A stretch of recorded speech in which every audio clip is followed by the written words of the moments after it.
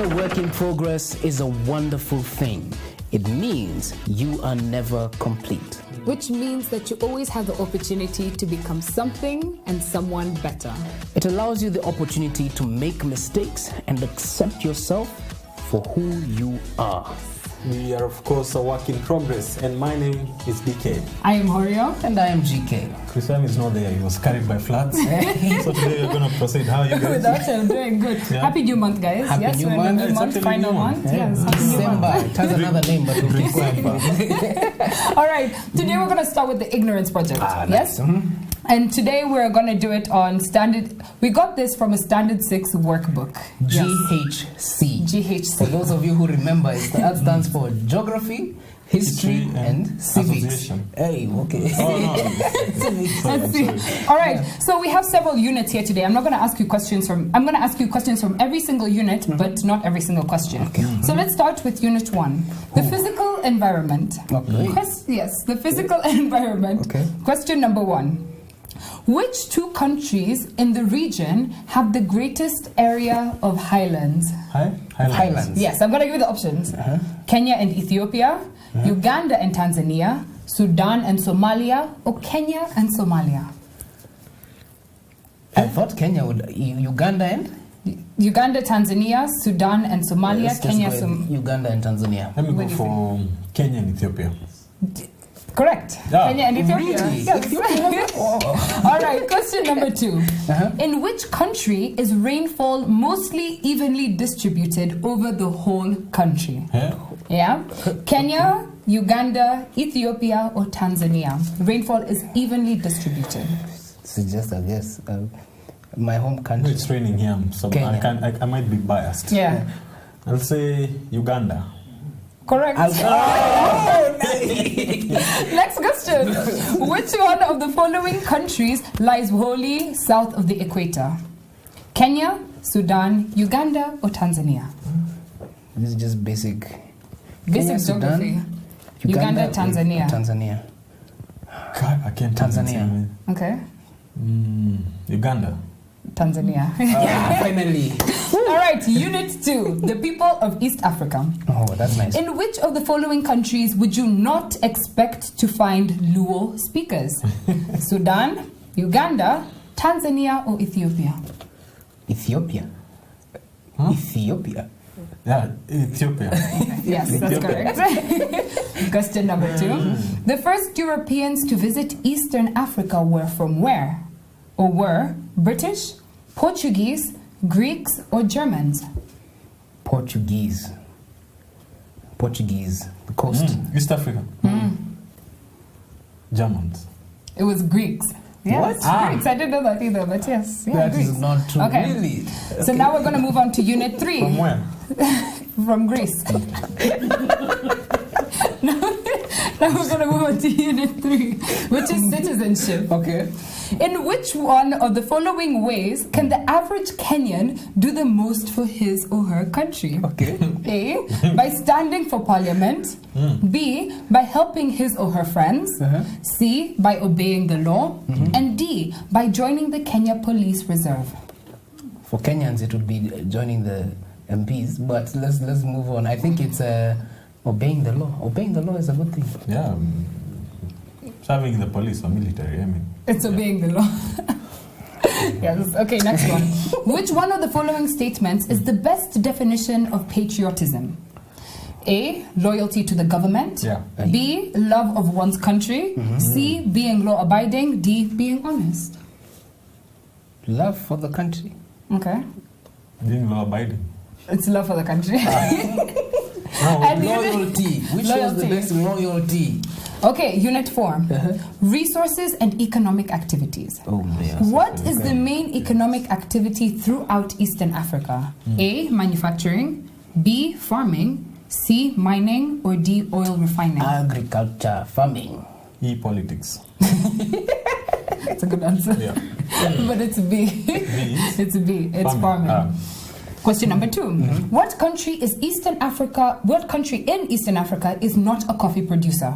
Somalia, Uganda, Tanzania, or Kenya? Somalia, Uganda for sure. Kenya for sure. The other one, Somalia and Tanzania. Yeah. I would say Somalia. They were not colonized. Yeah. And it's Somalia. You guys are correct. Nice. Which province of Kenya is associated with large-scale dairy farming? Central, Nyanza, Coast, or Rift Valley? Large-scale dairy farming. Yes. All of the above. There's no large scale. There's no D all of the I would above. say Large-scale dairy farming. Githongori, Central. Central. Not. I'd say between Nyanza and Is Rift Valley. associated. I'd say Rift Valley. Rift Valley. Rift Valley. I'd say Central. It's Rift Valley. Yeah, now we know. You said all the above. No. It's all right. The chemical element from which diamonds are formed is, I think I've actually moved on to a different category. No, this is resource and economic activity. The chemical element for which diamonds are formed is carbon, silica, iron, or sodium. I have a confession to make. You cheated, you saw. I saw the answer. Carbon, silica, iron, or sodium? Give me the answer. It's carbon. Carbon. You got the point. You cheated. Okay, which country imports most goods from Kenya? Somalia, Uganda, Sudan, or Ethiopia? Most goods from Uganda. Uganda, correct. Yeah. And that's the final one. I'm not going to ask you guys anymore. Good job. You got like 3, Kareli GK got like 10. I know. Good job, guys. You did well. You passed the test. Okay, so let's move on to what's new. Every week we decide to embrace something new about ourselves and learn something about the world. Yes. So let's begin with me. What's new? What's new about... Oh, actually, this is African moments. Yes. What's new with Africa? A combination of what's new with Africa. Yes. So, mine is a bit different. I looked at the African map with the flags on them, and I realized very many of our flags are very similar. Yes. Very similar. Yeah, if you look at West Africa, you'll see red, green, and yellow. A lot of the flags have red, green, and yellow. If you look at Kenya, South Sudan, you have red, white, black. And green. So I decided to do some research on it. And I realized this was actually very intentional. Pre-independence, a lot of African countries were looking for things to inspire their people, to bring them to this African cause. And so there were 2 things that inspired them as Africans. The first thing was Ethiopia. For all of you that do not know, Ethiopia was never colonized. The Italians tried, but they failed. Ethiopia, their flag colors were green, yellow, and red. So many countries were like, to show that one untouched part of Africa, we are going to copy that and make it our own. So that's the red, yellow, and green. And sometimes you say gold instead of yellow. Sometimes they say gold instead of yellow. Yes, gold. It's the color of the sun. Whichever color you say, that is the color of the sun. And then there's the other group who are part of UNIA. I think it's called UNIA. I can never say what that whole thing is. UNIA actually stands for, I have the whole thing here, Universal Negro Improvement Association and African Communities League. That's why I can't remember all of that. So UNIA, they had Pan-Africanist colors. And they chose the Pan-Africanist colors to be red, green, black, and then sometimes you'll have white. So white shows, peace, black for the people, things like that. So it was just very interesting to see that these 2 different paths that African countries took, not all African countries did it, but these 2 different paths, mostly sub-Saharan African countries took, was to inspire their people. The flag inspires. Some people say South Sudan, and I think it's true. It's true. They replicated Kenya. That was their inspiration for the efforts that Kenya made. But across the world, things that inspire, and it was just those 2 African things that inspired people, and they were like, that's what we're going to use as our flags. That's so interesting, because I never knew that. I used to get so confused with flags like Ghana's and Senegal's. They look the same, and I'm like, close they were just being lazy. But apparently not. It's good to know. Some are so similar that the only difference is that the lines are going this way. Or the lines, the others have gone this way. Or even one is the color of the star. Yes, yellow or black. There's one green. That's interesting. That's something new, definitely. And I don't think it's just Africans. If you look at other countries in certain regions of the world, they try to kind of have some colors that are constant for all of them. Scandinavian countries. You can confuse all of them if you don't know which one you are looking for. That's true. It's really interesting. That one is... That's a good one. So that was nice. So let's move on to the next person. So I'll go next. So the new year is coming soon, and people have been already asking me about resolutions. And one thing I said is I want to travel more, but not travel outside of Africa. I want to travel within Africa. Very important. So I started started doing some research on how am I going to travel within Africa? How am I going to get, for example, from Kenya to Congo, because that's a place I want to go, DR Congo. And I started looking at tickets, and I'm like, these ticket prices are so expensive, like unnecessarily expensive. And I decided to check why, because, for example, if I wanted to travel from Nairobi to Ghana, it would be $800. That's a 5-hour journey. If I want to go from Nairobi to Japan, like 80,000 Kenya shillings. If I want to go from Nairobi to Japan, it's exactly the same thing. So it's kind of like discouraging me to want to travel within Africa. So I decided to look into why is it so expensive. And there were several reasons. For example, demand for flights in Africa is just not there. Not there at all. We have like 12% of the population is in Africa, but there's only 1% of airspace activity, air traffic happening within Africa. There's no demand. So that means that with the few airlines, in order to make the money that they're losing, they have to charge high prices for tickets. Because you'll find that a plane going to Malawi maybe has 12 people. Exactly. So they have to use, it's consuming so much fuel, it just doesn't make any sense.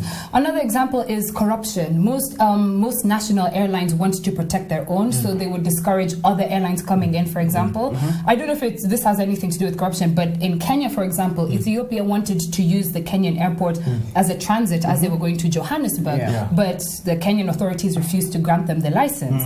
So that's bad governance, all of that. It's also a colonial legacy. It's a colonial, you see, we were separated. We were just made into those countries. And we became enemies by default because most of us don't have good bilateral relations. But I think change is happening. Change is happening. So despite this, they've actually tried to do something, and they've actually formed the Single African Air Transport Market, which is trying to free up the airspace, which will make it easier for us to travel within Africa. And I'm like, as we're waiting for that, I decided that instead of trying to travel throughout Africa for now, I'm going to try and travel within Kenya. Right? So I decided our country. We have not. We have so many beautiful things. So I actually have a few places that I want to go to. I want to go to Kisumu, for example, Rusinga Island. I hear it's so beautiful. That's true. I've been planning on going with my friends. It used to be very dirty. But now it's very clean. And now it looks fantastic. I want to go to the Masai Mara for the wildebeest migration. That's something I definitely want to see. I also wanted to go to Saiwa Swamp National Park. Now, you haven't gone to Lake Bogoria. I haven't. I want to go there too. You can go there. Saiwa National Park. Did that come in our ignorance project? It came up in ignorance project. They asked me where is Saiwa, and I said I didn't know, but it's next to Kitale. I know. So now you guys know as well. But those are a few places I plan to travel to in 2019. You guys are free to come along with me. I've always wanted to go see Isiolo. I think Isiolo, there's a lot of growth happening in Isiolo. And it's not that far. So Isiolo is on my bucket list for Let's 2020. make it a thing to travel within Kenya in 2020. Let's go to Konza. You haven't been to Konza. You want to go to Isiolo. Look, guys, I mean, we're talking about traveling and moving around Kenya. And last weekend, I took a drive around Nairobi and just some parts of Kajiado. And I realized, unlike 3 years ago, sometimes I have that disability. It's ability, it's not actually a disability. Sometimes I clog. But this is what I noticed. 4 years ago, when I used to move around Nairobi and places, even to Voi and back, I used to see a lot of plastic bags. And I realized they are no longer there. The country looks way cleaner. Yes, thanks to the plastic bag. I'd never imagined that this moment was going to find me alive. But if you move around Nairobi now, the city looks clean. Not because maybe they are cleaning more, but they are no longer paper bags. Polythene paper bags are gone. Yeah, they are gone completely. You can't see them. And I think the country is moving in the right direction. Sometimes we tend to focus on the bad things. On the negative. Like last week we were trying to see how Kenyans identify, what are the things that people identify with. Kenyans picked corruption. But I think now we can also identify Kenya with no paper bags. No paper bags, which is a fantastic thing. And it actually cracked down. People were being arrested. Police were going through markets. But I think there was just something that wasn't there before. Remember, Kenya has tried to ban paper bags several times before. But there was something there that was different. I think Kenyans had the will. People actually had the innovation that came. Those other bags, which now may be banned also, but we'll get there. But the other bags that were being created, people found alternatives. Everyone had the will, and they were like, this is a good idea. Let's just accept. Which is fantastic. And one thing that the first country to ban plastic bags was Bangladesh, and they did it in 2008. And the reason why is because floods, when it would rain heavily, like it's raining in Kenya, there were floods, and apparently the plastic bags were clogging clogging up drains and created the flood. So now as it's raining in Kenya, we realize that there are no plastic bags exactly. anywhere. Now imagine the way everywhere is flooding. Imagine we still had those paper bags. It would be crazy. And it would look crazy bad. than it is. Diseases would spread faster because of those bags. Because of the bags. And I think also, East Africa, Kenya and Rwanda especially, are leading the way in the world. In the West, they still sell their paper bags. So the paper bags are still being used. And I remember, just to add on what you said, the General Secretary of the UN, he said that actually the world is behind the ball. But you know what? Kenya is making an effort to meet that ball. It's making moves in the right direction. If we had paper bags and Chris M has been carried by the floods, that would be difficult to find them. But I'm sure we are going to find them with this. That's a fantastic one. I think we're doing a fantastic thing with the plastic bag ban. But we're going to take a quick break right here and we'll be back. Thank you.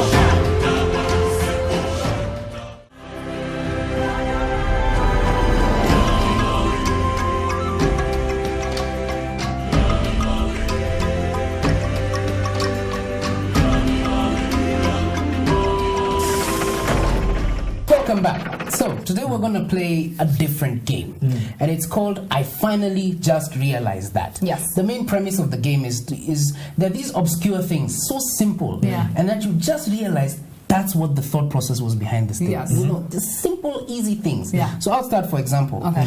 I finally just realized that stressed is just dessert flipped over. Backwards. Stressed so is dessert. if you're stressed, have dessert. Because you just you flip it over. back over. What is that? The spelling. Spell. So You see, if you spell stressed. STRESSED. If you flip it around, it's DESSERT as dessert. So if you're stressed, just have dessert. Just have dessert. That's a good one. So I have one. I finally just realized that the division sign, yes, like multiplication, addition, division sign, the two dots are just replacing the numbers for a blank fraction. So for example, I'm not making this up. So you'll have the dot, a line and a dot, but then when you're dividing something, you'll do like 4 over 5, or 1 over 2, or 4 over 4. So literally the dots are just replacing the numbers. Mind blown. I feel like someone is making up things. But it's alright. That's what I wonder sometimes. If you haven't realized that I haven't flipped this thing, this one clip. But I just realized that Pluto is no longer a planet. I really did not know. You didn't know? It's taken you a while to come to the party. I swear. I did not know. I don't know, have they removed it from books and textbooks and everything? I'm not sure if they have. But it's no longer a planet. They're saying it belongs to those dwarf planets. It can be considered as those rocky planets. Yeah. I finally just realized there's this song called You Are Elijah by Wahoo. I actually realized it's You Are a Liar. How did you just realize that? Listen to that song. Listen to that song. There's no way. You need to listen to that song. All right. Okay. I finally just realized that. You know when you're watching a series and the first episode is called a pilot, The first episode of a show is called a pilot because it's the first time they're on air. Like plane pilot on air. Right? I don't trust you guys. I don't trust. It makes sense. You talked about pilot things. Anyway, for me, I just finally realized that news, like 7 o'clock news, 8 o'clock news, stands for notable events, weather, and sports. I didn't know. I don't think that's true. False. I don't think that's true. False. I think somebody made that up. But weren't you saying earlier that it stands for North, East, West, and South? You guys are all wrong. Lying. But notable, you look, they always end with weather and sports. Okay, and the notable events of the day. Notable events. Fair enough. We accept, but I disagree. Let's end this thing. Final segment. Yes. Notable event of the day, of the season, of the week, of the week, of the month. Okay. We've had floods around. Yes, It's been raining heavy. Kind of havoc that they've caused. They've taken Chrisem away from us. Yeah, Chrisem away from us. On a serious note, yeah. Okay. So landslides everywhere. Yes. Flooding even in hospitals. Yeah. People losing their livestock. Yes. Yeah. I was in Kajiado and those people live in fear. If you're in the other village, you have to go to the other village because you have to cross back because water can come and you might be forced to sleep on the other village. Yeah. And so many things have happened. Of course, we send our sympathies to those that have been affected by the heavy rains. But again, there was an event or an occasion or something that happened in Kilimambogo. This guy was stuck for 3 days in an island. Yeah. And when the river, Nairobi rained too much, then he was caught up while he was fishing and he had to spend a few days on the island. On the island. Now, after he was rescued, this guy was so happy. He was like, I'm saved now from the things. And it got me wondering. Yeah. Group of school things. I used to be... the rains have actually been so heavy. I saw a video of... Besides that video, I saw another video of a Museum Hill and literally water was coming off the side of the bypass like a waterfall. It was crazy. And then one thing I saw on Twitter was somebody saying, you know how the census, they were asking us, how many boats do you have? Oh, no. And everyone is like, why are they asking us boats? People are asking us about boats. People are like, floods, this is the reason why. Because of the floods. We want to know who has a boat right now. No. But yeah. All right, I think we're going to end this right here. Do you have anything to say about the floods? No, nothing to say. We're going to end this right here with that video of the guy being rescued, actually. We hope you enjoyed the show and we will see you right here next week. Hope you buy a boat.